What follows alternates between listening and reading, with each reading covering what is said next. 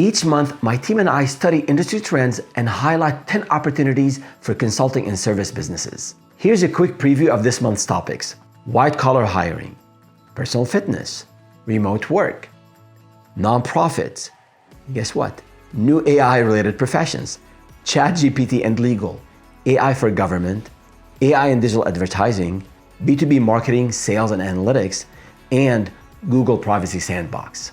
Now, even if you're not familiar with any of these ideas, I'm certain by the end of this video, you'll learn something new to identify lucrative and promising business opportunities. Ferris here.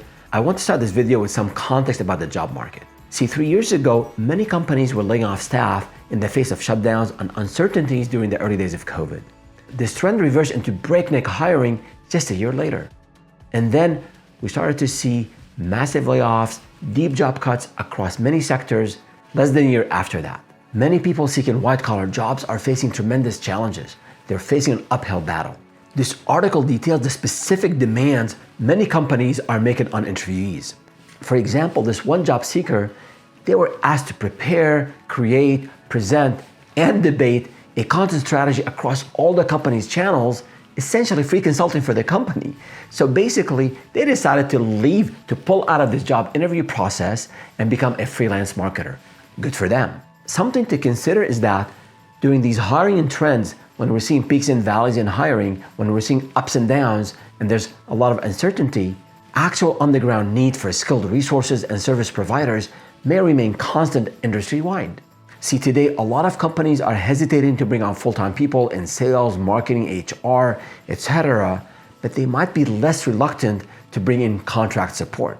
If you're struggling to find a job, this might be the best time to package your skills, to identify and articulate your unique value proposition, and start your own business. Fitness training continues to strengthen. Let's switch for a moment from a white-collar context. So many viable service opportunities span white, blue, and green-collar sectors and everything in between. With employers offering a lot of incentives and the increased societal emphasis on fitness, the Bureau of Labor Statistics projects 14% growth in the field of personal trainers in the 10-year period ending in 2031, compared to 5% growth in all other occupations. If you have an interest and experience in personal training, and you may be thinking of starting your own business in this field, the National Academy of Sport Medicine blog lists 10 considerations to start a business in the field of personal training. One item featured on this list is the audience research step in starting a business, which I have 2 videos on linked below. Remote work optimization. Although remote and hybrid work models have become ubiquitous, organizations of all sizes are still trying to figure out a way to make these models function more effectively.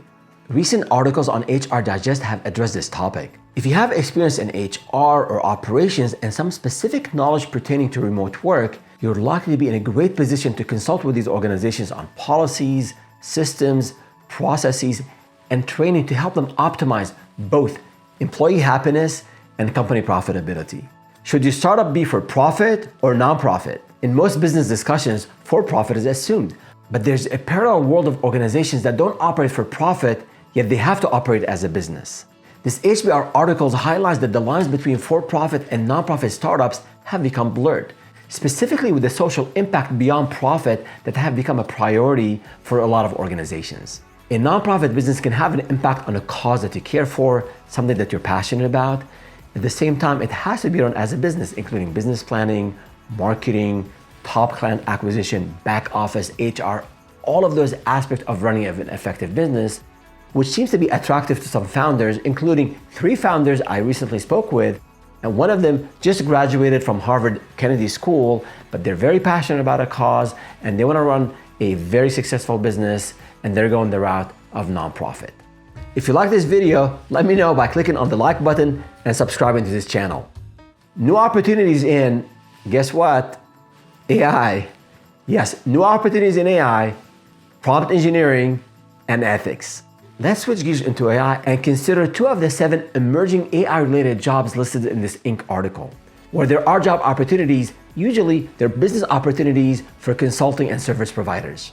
Many types of organizations, from large enterprises to small businesses, will need support in leveraging AI, both in an advantageous way and in a responsible way.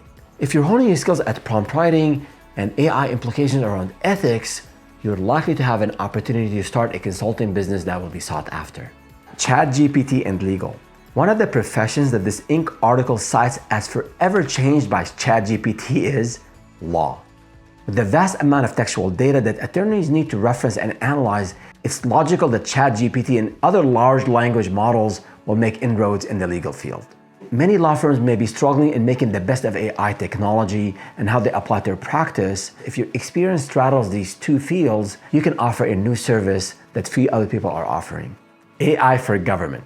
The Microsoft Azure blog recently highlighted AI capabilities combined with government-specific protections in its OpenAI service. A broad spectrum of government agencies from federal to municipal levels, they can all benefit from AI capabilities, but can they do it on their own?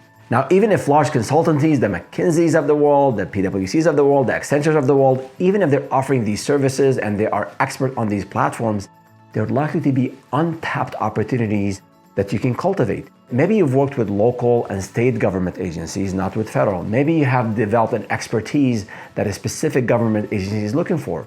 So always be on the lookout for opportunities in government. There are long-term contracts that can turn into a very profitable line of business for you. AI and digital advertising. Let's reinforce this idea. One of the fundamental competitive advantages a consultancy can strive for is to take advantage of the newest technology developments for the benefits of their own clients. Do you already have experience in digital advertising? Master the emerging AI capabilities in ad platforms like Google Ads and Facebook Ads, and your agency or consultancy will stand out.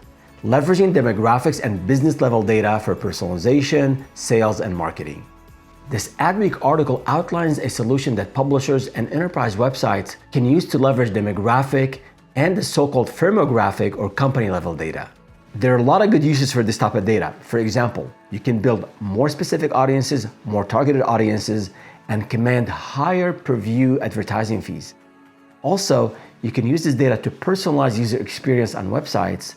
And last but not least, this data can provide company-specific clues to the sales team. The president of this company highlighted in this article, Bombera, is recommending other companies to participate in this beta release of this product. And likely, this company is going to need a lot of partners. Two recent videos we produced highlighted this concept of partnership marketing, also known as channel marketing. So my recommendation to you as an entrepreneur, identify one or two or three technology providers and find ways to partner with them so you can expand your own client outreach. And two, how can you stand out and become the go-to partner so these technology providers turn to you first for leads and for business?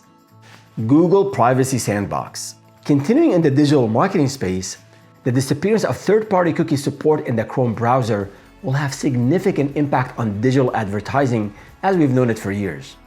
At the same time, an increasing number of US states are introducing data privacy legislation in the spirit of EU's GDPR, or General Data Protection Regulation, which celebrated its 5th anniversary on May 25, 2023.